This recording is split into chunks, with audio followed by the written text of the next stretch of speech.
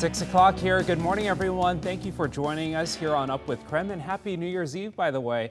I'm Tim Pham. We also want to welcome you in if you're streaming us on KREM 2+. Happy New Year's Eve, Thomas. Glad to see you. It sounds like New Year's Day is going to be a wild start to the new year. Yeah, already looking ahead at tomorrow's forecast because that is going to be a snowy one for the inland Northwest. But we still have nearly 24 hours between now and then. And we don't want to just ignore today's forecast because there is some light snow showers on the Palouse. There is some patchy fog across eastern Washington and just generally icy or black ice conditions that will be felt because of the temperatures. Here's the latest on Doppler radar. Most of the snow has been hanging around Whitman County and around the Moscow area, a little less over Spokane County. But remember, with temperatures at around 32, 31 degrees right now, things could feel a little bit icy even from yesterday's rain or snow either way. High temperatures today a little bit cooler at 35 degrees for this final day of 2024. But as I alluded to, tracking snow for tomorrow morning. We'll have the latest on that coming up. Here's a live look at the traffic impact this morning, where you can see this is I-90 and Finch right in the west part of Spokane County. Right now, it looks like traffic is moving smoothly in the area. The shot is frozen, but there's not a lot of vehicles on the roadways, and there's no major incidents that we're hearing about at this hour. On Up with KREM, we bring you weather and traffic together every 30 minutes.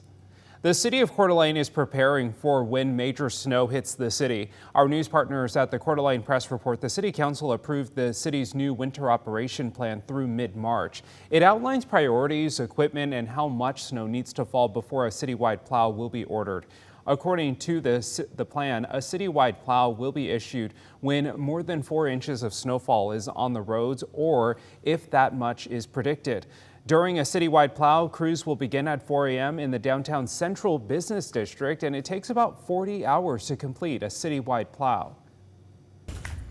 Well, a heads up for travelers, you'll need a real ID to fly domestically starting this new year. That's unless you have a passport or enhanced driver's license issued by several states. The deadline is May 7th, but you probably don't want to wait until the last minute to get that real ID because the lines will be long. You can apply for one through your local DMV. Real IDs are marked with a star on top of the card. The IDs will also be needed to access certain federal facilities. Another change in the new year will be new laws impacting the healthcare industry. KREM 2's Connor McAvoy breaks down what the 3 new laws mean for staff and patients. Starting in January, more Washington healthcare workers will not be required to work overtime through House Bill 2061.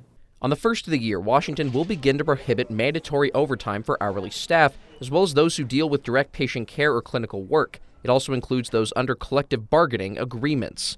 The law revises the term employee in the medical field to remove positions such as technologists and specialists. This will apply to most healthcare facilities at the start of the year, with the definition change going into effect on July 1st for smaller hospitals. Also out of Washington, a new requirement is coming to hospitals, changing the policy for patients who may be exposed to HIV.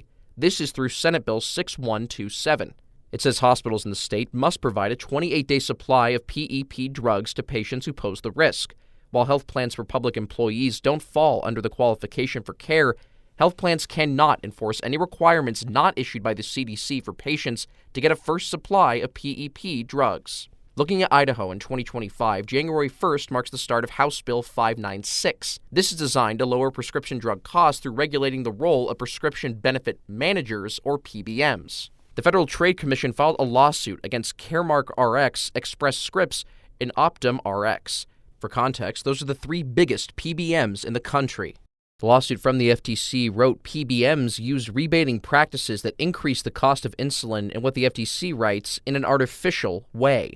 This Idaho law is designed to have accountability from PBMs, including having them be required to disclose the cost of prescription drugs and any discounts charged or imposed by them. As for the lawsuit with the FTC and the pharmacy benefit managers, no legal decisions have been reached yet.